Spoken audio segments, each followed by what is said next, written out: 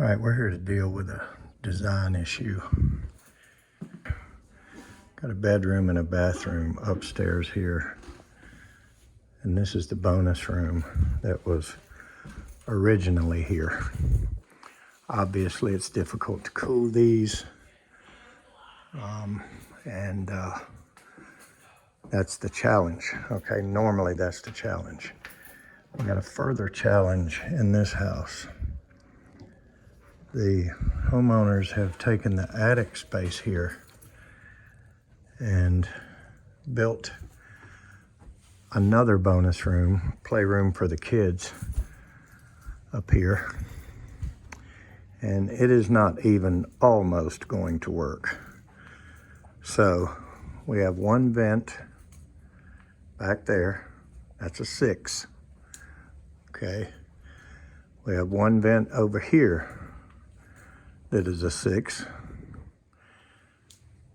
Nothing over the dormer where the sun comes in. Nothing down here in this tough to cool area. So we're gonna add one in the wall right there. Just probably take that 6 and run it over there. Then we're gonna change these two to 8s, both of them. That'll be an 8 and that'll be an 8. And we're gonna try to pressurize this room. We cannot get above that dormer. That's not possible. But we are gonna add one in that wall and see if we can pressurize this room enough to make it work well. We're going to shrink this return to almost nothing. And as you can see right now, what the builder or contractor or whatever he wants to call himself did. Thought we had some light out here.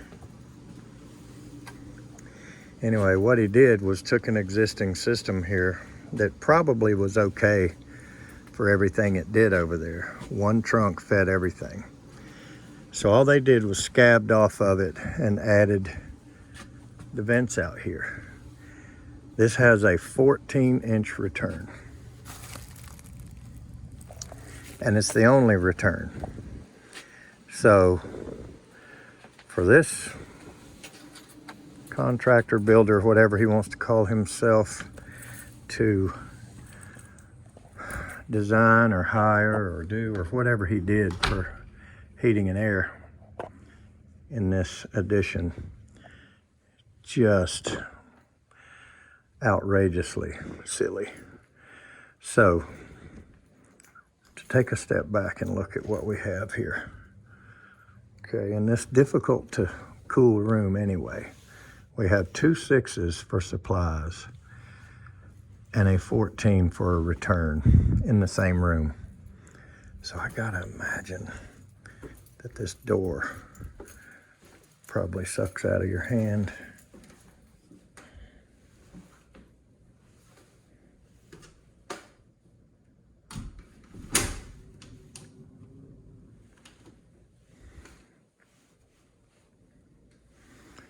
And you could hear the wind coming around it when it did it.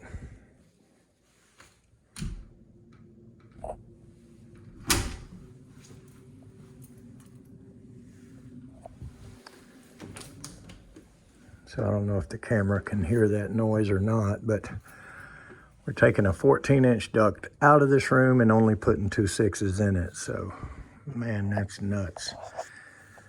All right, so what we're going to do is, like I said, we're going to change those 2 6s to 8s. And we're going to add a 6 here. Okay, then I'm going to shrink that return to either an 8 or a 10. Hopefully to an 8.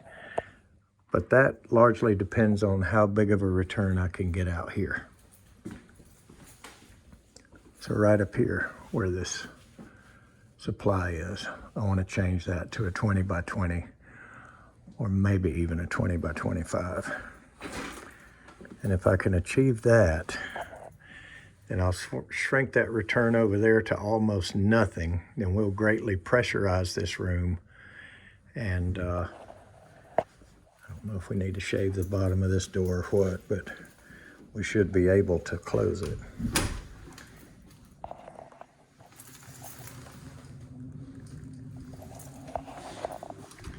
So anyway, right now they can't close that door. And this is the office, and they want to work in here, and they want to be fairly cool. And with the only return in there, I mean, it does not even almost work. So we're going to zone this. I'll move the main control to either here or here, whichever is easier for us to get to in the attic. Get as big of a return up here as I can. And not sure if maybe that access there helps us at all, but I don't think so. But once I've got a, majority return here, and this will be the main return, and over the staircase and the main thermostat, and then in here we'll just have an auxiliary return that's very small. We will still have a zone thermostat in here. Now, I'm not sure how this is going to work out, but if at all possible, I will zone this room too. I just don't think I can change but one of these vents. That one, unfortunately, well, we may not have to. That may already be an 8. I think it is. Okay, so if we can change that one to an 8, we will not have a return in here, but I will try to get a control in here. And unfortunately, because of where that supply blows, it'll be difficult to find a place to get the control where it doesn't hit direct supply air. So I may be able to get over here somewhere with a control, possibly here in the middle of the room, away from the supply air. But changing that to an 8 will also greatly pressurize this room and make it work a lot better. So we're going to have 2 zones either way, and if at all possible, we'll make it 3. But it's going to be a 3-ton, and so I just don't think 2 8s. I mean, we'll just run the air test and see how it works. And if it doesn't work well to zone that room separate, then we'll tie it to this and make this one zone. Either way, we'll make a huge improvement here over what we've got. So let's get to it. I mean, it's a pretty cool area out here for the kids and all, but you kind of got some head clearance area there. I don't think any of this was done under a permit, and the HVAC was certainly lacking, but we're glad of that. That's what gives us a job. So let's see what we can do. And just for the sake of the before and after video, we'll take a look at what they've done. Now this is the main part of the house, and this is the one we're going to change.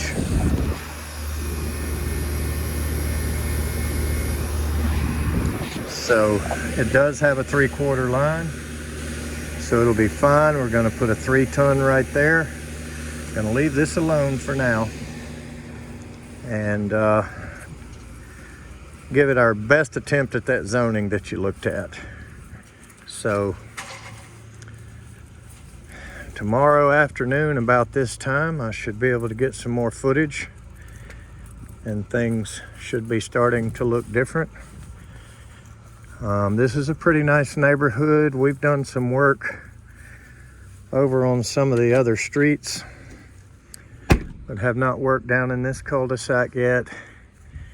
And that upstairs that they have here is really not very usable in the summertime.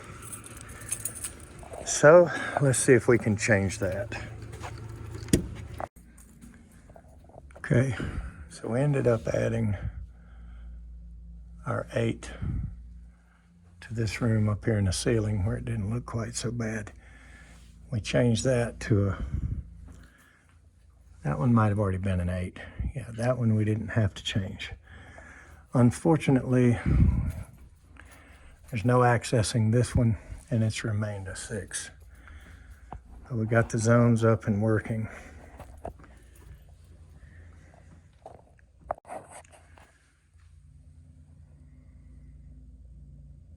And as you can see, it is flat out hot. So what we just did was ran the test mode and charged it.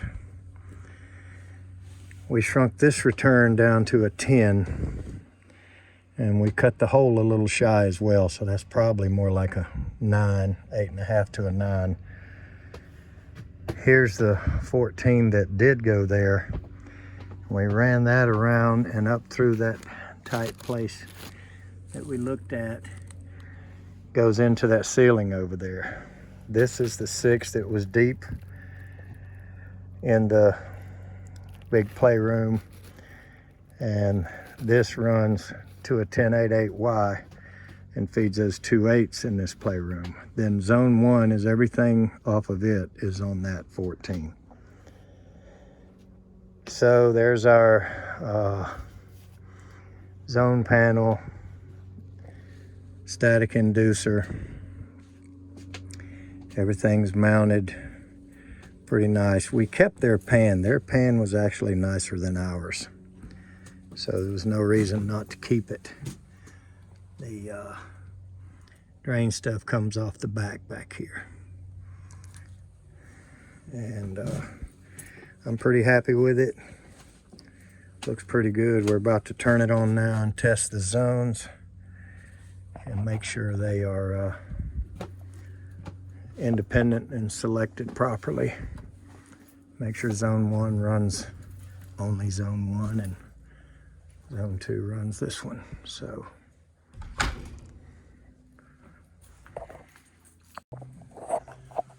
okay, there's the return that we added that had that 6x10 supply right there, and now it's a 20x25 with a 14 on it. And we're up and running. Zone 2 is 96 degrees. Zone 1 is 88 degrees, and that's where we're standing right now. We should move up to 100% pretty quick. Let's make sure this control is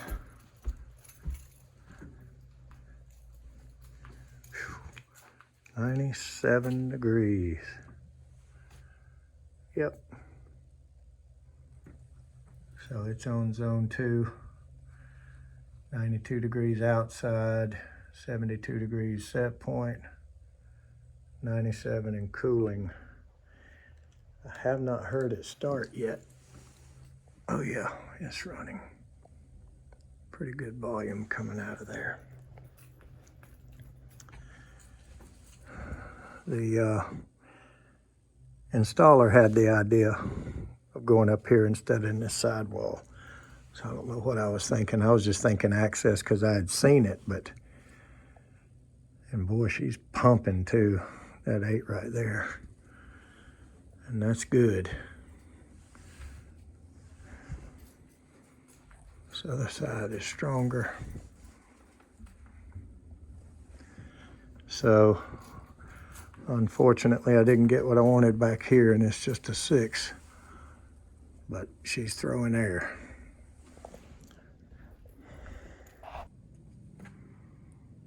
"95 degrees in zone 2. It drops pretty quick for those first few degrees, but probably going to be midnight before that sees 72. Zone 1 at 88.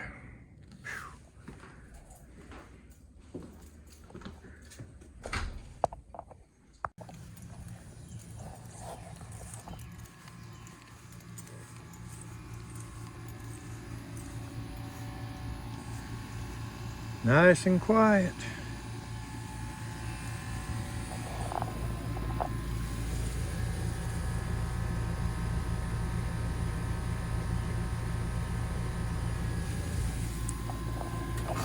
I'll tell you, there's Nothing better than the 20 SEER full variable Trane unit when you have to do zoning.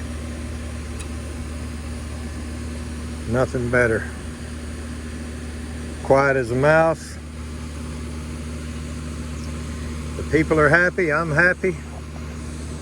So let's move on. Thanks for watching.